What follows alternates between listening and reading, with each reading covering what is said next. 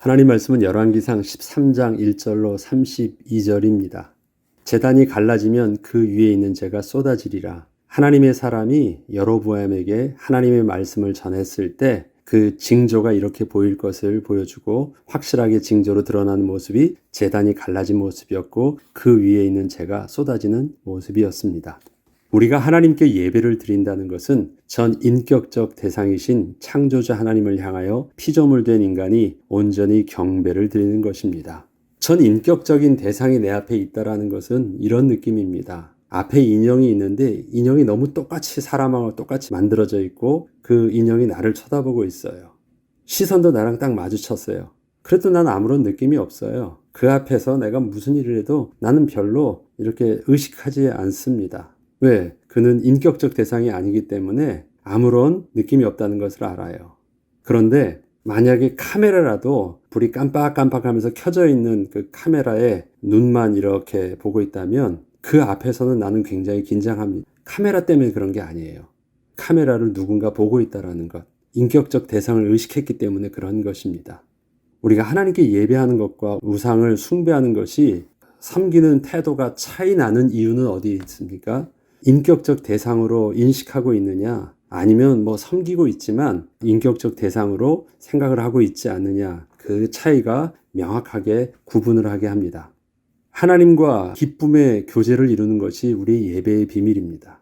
이에 반해서 우상 숭배는 경배해야 할 전 인격적 대상이 없습니다. 그저 종교적 행위 자체가 중요한 것이고 이렇게 하면 복을 받는다는 자신의 믿음이 중요할 뿐입니다. 자기 만족이 되어지면 우상 숭배를 통해서는 분명한 답을 얻습니다. 인격적 대상하고 어떤 관계가 없습니다. 그래서 우상 숭배하는 사람에게는 별 도덕성이라는 게 필요가 없습니다. 우리가 하나님께 예배하며 하나님께 기도하는 것은 우리 스스로가 우리가 드린 예배에 대해서 만족을 한다고 해서 끝나는 것이 아닙니다. 그렇게 복을 받을 것을 스스로 믿으면 되는 것이 아닌 것입니다. 예배는 우리의 경배의 대상이신 하나님의 뜻과 마음에 합당하게 맞아야 하는 것입니다. 만약에 하나님께 드리는 우리의 예배가 자기 만족에서 끝나게 된다면 그것은 우상 숭배와 다를 바 없을 것입니다. 순종이 제사보다 낫다는 말씀은 하나님의 마음에 합한 것이 스스로 자기 만족으로 드리는 예배보다 낫다는 것을 의미합니다. 여로보암이 베델에 제단을 쌓고 제사를 드리고 분향을 하는 것은 지극히 자기 만족적인 종교적 행위였습니다. 그는 이스라엘 백성으로서 하나님의 율법의 말씀을 모르는 바 아니었으나 왕권 유지를 위한 대안적 수단이요 정치적 방법으로 제사와 분향을 그렇게 드린 것이었습니다. 하나님께서는 여로보암의 이러한 행위가 하나님께서 분명하게 원치 아니하시는 일임을 정확하게 알려주기 위해서 하나님의 사람을 통해서 그 뜻을 전달하게 하셨습니다. 성경은 분명히 하나님의 사람 하면 하나님의 말씀을 전하는 자니까 선지자잖아요. 그런데 계속 표현을 어떻게 쓰고 있냐면 선지자라고 표현하지 않고 하나님의 사람으로 표현합니다. 베델에 있는 늙은 선지자는 선지자로 표현하는데 계속해서 하나님의 사람이라 표현을 하고 있습니다. 그것은 의도적인 표현인 것 같습니다. 선지자이지만 하나님의 사람으로 하나님의 말씀을 정확하게 대언하고 있다는 의미를 좀 더 강조하려고 하는 것입니다. 다시 말해서 하나님의 뜻이 그에게 온전히 담겨 있다는 것입니다. 왕상 13장 2절로 9절에 보면 하나님의 사람이 제단을 향하여 여호와의 말씀으로 외쳐 이르되 제단아 제단아 여호와께서 이와 같이 말씀하시기를 다윗의 집에 요시아라 이름하는 아들을 낳으리니 그가 내 위에 분향하는 산당 제사장을 내 위에서 제물로 바칠 것이요 또 사람의 뼈를 내 위에서 사르리라 하셨느니라 하고 그 날에 그가 징조를 들어 이르되 이는 여호와께서 말씀하신 징조라 제단이 갈라지며 그 위에 있는 재가 쏟아지리라 하매 여로보암 왕이 하나님의 사람이 베델에 있는 제단을 향하여 외쳐 말함을 들을 때 제단에서 손을 펴며 그를 잡으라 하더라. 그를 향하여 편 손이 말라 다시 거두지 못하며 하나님의 사람이 여호와의 말씀으로 보인 징조대로 제단이 갈라지며 재가 제단에서 쏟아진지라. 이러한 하나님의 이 예언의 말씀은 분명하게 이루어질 것에 대하여 하나님께서 징조로 보여주셨고 거의 300년 만에 그 이름도 정확하게 말씀하셨던 그 요시아 왕을 통하여 성취되게 되었습니다. 이것은 나중에 열왕기 하에 나오는 모습입니다. 하나님께서는 여로보암의 죄를 분명하게 정죄하셨습니다. 그것은 분명 하나님 앞에서 악한 일이었고 그렇게 해서는 안 되는 일이었기 때문이었습니다. 하나님께서는 하나님의 사람을 통하여 이러한 하나님의 뜻을 정확하게 전달하시기 위해서 여로보암을 만나서 하나님의 말씀을 전한 후에 어떠한 대접도 받지 말고 오는 길도 다른 길로 돌아오라고 말씀하셨습니다. 하나님의 말씀을 전한 후에 저들과의 어떠한 만남의 그 기회도 제공하지 않도록 하신 것입니다. 하나님의 사람은 그 뜻을 그렇게 정확하게 전달했고 이때 하나님이 말씀하셨던 징조도 나타났으며 이러한 말씀을 전하는 하나님의 사람에게 그런 말을 하지 말라 하며 손을 들어 막았던 여로보암의 손도 하나님께서 마르게 하셨습니다. 여로보암은 자신의 손이 마르는 것을 보면서 실제적으로 하나님을 인식하기 시작했으며 자신이 벌인 일이 얼마나 큰 잘못인지 알게 되었습니다. 인격적 대상으로 보지 않고 있다가 하나님이 진짜 진노하시고 실존하신다라는 것을 그 자리에서 느끼게 된 거예요. 하나님의 말씀을 전한 자에게 스톱! 그렇게 하지 말라고 손을 들었는데 그 손이 말랐거든요. 완전히 굳으면서 죽은 손처럼 돼버린 것입니다. 여로보암은 우선 급하게 자신의 손이 다시 회복되기를 하나님의 사람에게 기도를 부탁하였습니다. 이에 하나님의 사람은 하나님께 은혜를 구했고 이에 여로보암의 손이 전과 같이 돌아왔습니다. 문득 우리는 여기서 이렇게 생각해 볼 수 있을 것입니다. 하나님의 징계의 대상이라면 진노를 받았다면 그래서 저주를 받고 그 손이 마른 것이라면 그것은 하나님께서 다시 회복시켜 주실 일들이 아니라 무조건 그거보다 더 심하게 차라리 벼락을 내리서라도 죽게 하셔야 될, 저주를 받아 마땅하게 하셔야 될 일인 것 같은데 하나님께서는 여로보암의 손을 다시 하나님의 사람이 기도할 때 회복시켜 주셨어요. 왜 그러셨을까요? 여로보암의 손이 하나님의 사람의 기도로 다시 회복된 것은 하나님께서 용서하여 주는 그 은혜를 입은 것이 아니었습니다. 하나님께서는 하나님의 임재를 전혀 알지 못하고 있던 여로보암에게 하나님의 실제성과 또 살아계심과 또 하나님의 말씀이 얼마나 준엄하신지를 깨닫게 하시기 위함이셨습니다. 이것은 여로보암을 향한 하나님의 진노를 거두신 것이 아니셨습니다. 오히려 단지 이렇게 하나님의 실제성을 분명하게 보여주셔서 다시 하나님을 경외함으로 하나님을 전 인격적 대상으로 섬기고 그 하나님께 회개하고 돌아올 수 있는 기회를 주신 것이었습니다. 혹시 내가 하나님이 계신 줄 감히 내가 몰랐었구나. 이 하나님이 살아계신 것 맞구나. 그러면 어떻게 해야 돼요? 이제 손이 나았으니까 다 됐다가 아니라 하나님께서 다시 한 번 더 기회를 주셨으니까 그 은혜를 따라서 그동안 자신이 지은 죄에 대해서 돌이키고 회복하고 멈출 수 있는 그 하나님이 기회를 주셨는데 회복하게 되었을 때 그는 더 이상 하나님 앞에서 회개의 실질적인 기도와 또 멈춤의 자기 결단을 그렇게 하지 않았던 것입니다. 하나님께서는 이러한 여로보암의 죄에 대하여 타협이 없으셨고 혹시 뜻을 돌이키실 가능성이 전혀 없으셨기에 혹시 하나님의 뜻을 돌이키실 것을 바라는 백성들이 없도록 하나님의 말씀을 선포한 후에는 두 번 다시 미련을 품지 못하도록 절대 저들과 만남 자체를 가지지 못하게 하신 것입니다. 이런 것입니다. 저들에게 또 여로보암을 통해서 하나님의 진노의 말씀을 전할 때 혹시 사람들이 그 하나님의 사람을 다시 찾아와서 당신이 하나님의 음성을 들은 것이라면 혹시 하나님의 말씀을 돌이키실 수 있는 다른 방법이나 용서함을 받을 수 있는 다른 방법이 있는지 알려줄 수 없을까? 그렇게 물어볼 수 있을 것 아닙니까? 자기의 그 미련을 버리지 못하고 비록 우리는 이렇게 잘못을 저질렀지만 어떻게 회복할 수 있는 그런 방법은 없을까? 하나님께서는 저들에게 어떠한 미련도 또 다른 대안도 저들이 갖지 못하도록 말씀을 던지신 후에는 그냥 그대로 가라고 하셨습니다. 그 하나님의 말씀이 선포한 대로 그냥 그대로 하나님은 돌이키심 없이 그대로 행하시겠다라는 것입니다. 하나님의 결연한 의지를 분명하게 보여주신 것이었습니다. 이러한 말씀을 하신 후에 또 성경은 계속해서 베델에 한 늙은 선지자가 살고 있었음을 함께 기록하고 있습니다. 비록 지금 그는 더 이상의 사역을 하고 있지는 않았지만 자신이 살고 있던 그 베델 지역에 여로보암이 신전을 짓고 하나님께 제사를 드리는 것에 대하여 문제가 있음을 분명하게 말했어야 했지만 그는 그저 침묵함으로 여로보암의 죄를 가만히 보고만 있었던 것입니다. 이때 그는 유다에서 하나님의 사람이 와서 여로보암에게 하나님의 뜻을 전하고 돌아가고 있다는 소식을 자신의 아들을 통하여 접하게 되었고 그는 급하게 그 하나님의 사람을 쫓아가 다시 자기 집으로 모시려 했습니다. 하나님의 사람은 처음에는 하나님의 말씀에 순종함으로 무조건 돌아가려 했으나 늙은 선지자가 자신도 선지자라 말하며 천사가 자기에게 와서 하나님의 사람을 대접하리라는 말씀을 듣고 이렇게 모시러 왔다고 속이자 결국 그 하나님의 사람은 그 늙은 선지자의 집으로 돌아가서 대접을 받게 되었습니다. 왜 그 늙은 선지자는 자기가 거짓말을 하면서까지 그를 자기 집에 모시려 했었을까요? 이것은 하나님의 말씀에 대하여 분명한 불순종이었습니다. 그 하나님의 사람은 분명하게 불순종을 한 것이었습니다. 이로 인하여 결국 그 하나님의 사람은 대접을 받고 돌아가는 길에 사자에 물려 죽게 되었습니다. 그 사자는 물어 죽이기만 했지 시슨을 먹지도 않고 또 타고 가던 나귀를 찢지도 않았습니다. 그냥 죽이기만 한 것이고 그 옆에 가만히 서 있기만 한 것이었습니다. 이것이 명백한 하나님의 진노였음을 분명하게 보여주신 것이었습니다. 사자가 먹을 것이 없어서 배고파서 사람을 찢어 죽인 것이 아닙니다.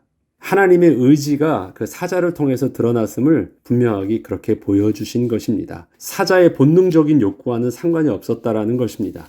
결국 이렇게 자신의 욕심으로 하나님의 사람이 죽게 된 것을 알게 된 늙은 선지자는 너무도 후회하게 되었고 훗날에 자신이 죽었을 때 그 하나님의 사람과 함께 장사를 지내달라는 유언을 남기게 되었습니다. 그는 자신의 좀 미련함이 있어서 또 아쉬움이 있어서 그 하나님의 사람을 통해서 도움을 구하거나 하나님 뜻에 인도함 받기를 원했던 단순한 마음이었지만 하나님의 준엄하신 뜻을 그는 함부로 생각했다가 이러한 큰 실수를 하게 된 것이었습니다. 오늘의 하나님의 사람의 이야기는 여로보암의 죄에 대한 하나님의 뜻이 얼마나 준엄하신지를 분명하게 깨닫게 하십니다. 하나님의 말씀에 대한 가감없는 순종이 얼마나 중요한 것인지를 증거하고 있는 것입니다. 지금 이제 그 다음부터 앞서 말씀드렸던 대로 열왕기서는 영적 그 흐름을 진단할 때 반드시 그 원인 속에 무엇을 표현하고 있냐면 여로보암의 죄에서 떠나지 아니하였다. 여로보암의 죄로 표현하고 있습니다.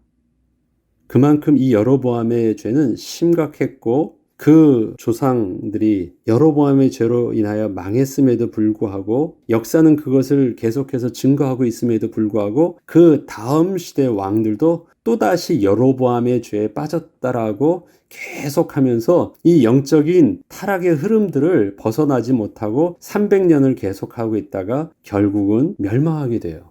알면서도 그런 거예요. 그 여로보암의 죄라는 것의 시작을 지금 말하는 것입니다. 이 죄에 대해서 하나님의 의지를 정확하게 보여주시는 거예요. 하나님은 그 여로보암의 죄에 대해서 조금의 양보도 없고 그것에 대해서 아주 단호하게 아닌 사실, 하나님의 진노와 하나님 앞에 악한 행위임을 정확하게 하나님께서는 보여주시고 있는 것이 바로 하나님의 사람을 통해서 증거하고 계신 것입니다. 그래서 여로보암의 죄에 대해서 우리는 조금의 미련함도 어떤 변명함도 우리는 그 흔적도 쫓으려 해서는 안 되는 명확한 부분들을 우리는 가지고 있어야 하는 것입니다. 아닌 것은 분명 아닌 것입니다. 혹시라는 말이 없습니다. 우상숭배는 절대 하나님이 양보하시는 일이 아니신 것입니다. 때론 우리의 미련함과 연약함 때문에 실수할 수도 있고 하나님의 말씀을 잊을 수도 있으며 연약하여 넘어질 수도 있습니다. 우리의 죄로 부패한 육신은 스스로 자신할 수 있을 만큼 온전치 못하기 때문입니다. 그런데 우리는 이러한 연약한 모습을 가지고 하나님께 나아감에 있어서 이러한 나의 모습이 나는 어쩔 수 없다는 나의 변명거리가 되지 않도록 해야 합니다. 그러니 하나님도 자신을 이해해달라고 그렇게 변명을 하면 안 되는 것입니다. 나는 원래 그래요. 나는 원래 약하니까 어쩔 수 없어요. 이런 나 하나님이 좀 이해해 주시면 안 될까요? 그렇게 스스로 자기 자신을 변명할 일들이 아닌 것입니다. 매일매일 실패하며 넘어진다 할지라도 아닌 것은 아닌 것입니다. 무슨 말입니까? 여전히 그것은 죄가 맞고 그것은 하나님 앞에서 회개할 일인 것입니다. 알아요. 그런데 난 연약하니까 어쩔 수 없잖아요. 하나님이 좀 이해해 주시면 안 될까요? 그렇게 접근할 문제가 아닌 것입니다. 실패했다 할지라도 또 실수한다 할지라도 그것이 아닌 사실에 대해서 하나님 앞에서 정직하게 내려놓고 또다시 회개해야 되는 것이고 결단하며 은혜를 구해야 하는 것입니다. 하나님의 거룩하심은 하나님께 이해를 구하고 용서를 구함으로 만족시켜 드릴 수 없습니다. 결국 우리는 하나님의 거룩하심을 반드시 만족하도록 우리는 우리의 죄에 대해서 죄의 사함을 받아야 하는 것입니다. 이를 위해서 우리의 죄는 분명히 자복하고 회개를 구해야 하며 약속하신 예수 그리스도를 붙잡고 다시 은혜의 보좌 앞으로 나아갈 수 있도록 해야 하는 것입니다. 앞으로 300년이 넘는 기간을 계속해서 이 여로보암의 죄는 이스라엘의 왕들을 통하여 반복되게 됩니다. 그만큼 여로보암의 죄는 죄인된 인간에게 그럴 수밖에 없다는 변명을 하게 한다는 것입니다. 그게 알면서도 그럴 수밖에 없게 하는 그러한 인간의 본성 속에서는요, 그렇게 끌려갈 수밖에 없는 그 죄의 유혹이 여로보암의 죄에 담겨 있다는 것입니다. 만만하게 봐서는 안 되는 것입니다. 알면 알아서 망하고 모르면 몰라서 망하는 그런 심각한 영적인 문제를 그 안에 담고 있는 것입니다. 어떠한 현실의 문제에 타협을 해서 하나님의 말씀을 자꾸 스스로 재해석하려 한다면 결국 또다시 우리는 여로보암의 죄에 빠지게 될 것입니다. 우리는 하나님의 말씀에 대해서 가감이 없는 결단이 필요합니다. 비록 우리의 연약함이 있다 할지라도 하나님의 말씀이 옳습니다. 그 말씀이 오늘 나는 또다시 순종을 합니다. 우리는 정확한 하나님의 말씀에 우리가 가감없는 순종과 결단에 대해서 우리는 뒤로 물러서서는 안 될 것입니다. 앞서 말씀드렸듯이 아닌 것은 아닌 것입니다. 하나님 앞에서 죄는 하나님의 말씀을 따라서 죄로 정직하게 인정을 할 때 다시 회복의 소망이 있는 것입니다. 하나님의 사람의 죽음은 그 하나님의 사람을 통하여 다시 간구함으로 혹시 회복할 기회를 얻을 수 있지 않을까 하는 인간의 버리지 못하는 미련이 얼마나 어리석은지를 보여주는 것입니다. 왜 자꾸 사람들은 하나님의 사람을 또 만나려고 할까요? 혹시 다른 답이 있지 않을까? 좀 다시 당신이 하나님께 간구해주면 해결하지 않을까? 하나님께서 그 징계의 말씀을 주셨다면 혹시 또 회복의 또 다른 어떤 방법이 있지 않을까? 그게 죄의 본성을 가진 사람들이 그 자기 죄에 대해서 결단하지 못하고 미련을 가지고 자꾸 대안되는 하나님께 나아가지 못하고 하나님의 사람을 붙들려는 그러한 어리석음, 그런 미련함을 하나님께서는 원천적으로 차단하셨다라는 것입니다. 우리에게 대안은 없습니다. 죄에 대한 다른 대안은 없습니다. 죄는 회개해야 되는 것이고 도려내야 되는 것이고 결단해야 될 문제입니다. 우리는 그것을 스스로 할 수 없기 때문에 그래서 하나님의 은혜를 구해야 되는 것이고 약속하신 예수 그리스도의 이름을 붙잡는 것이고 오늘도 나는 죄에 대해서 죄인됨을 하나님 앞에서 정직하게 인정을 해야 하는 것입니다. 내일 또 지을 수 있습니다.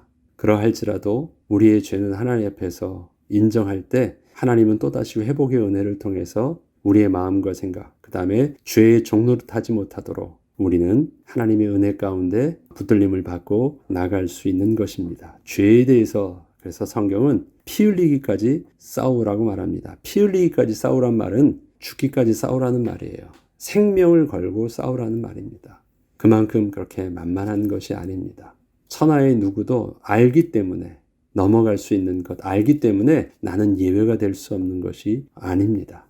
이것은 하나님의 말씀 앞에 정직하게 접근하고 반응하지 않으면 여전히 우리 또한 알면서도 우리의 모습을 가지고 또 그렇게 반복할 수밖에 없는 실패의 원인이 될 것입니다. 여로보암의 죄에 대하여 300년이 넘는 동안 계속 반복된 일들이 저와 여러분에게도 또다시 접근하지 아니하도록 하나님께서 하셨던 그 말씀을 우리는 정직하게 말씀으로 붙잡는 그 순종의 은혜가 오늘 하루 우리가 승리할 수 있는 또 우리의 삶을 또 승리할 수 있는 영적 비밀 되길 주 이름으로 축복합니다. 죄에 대하여 미련과 집착을 버리고 그대로 돌아서는 것, 이때에 우리는 소망이 있습니다. 비록 그때는 하나님의 징계의 아픔이 있을지라도 그때만이 다시 회복의 소망이 있기 때문입니다. 기도하겠습니다. 하나님 아버지, 우리에게 있어서 하나님이 함께하여 주심으로 행하시는 죄에 대한 정직한 고백과 또 결단은 비록 오늘 우리의 죄에 대해 하나님의 징계가 있을지라도 능히 감당케 하시며 또 다시 시작하게 하시며 회복할 수 있는 소망이 되게 하실 것을 주의 약속의 말씀을 통하여 붙잡게 하시니 감사합니다.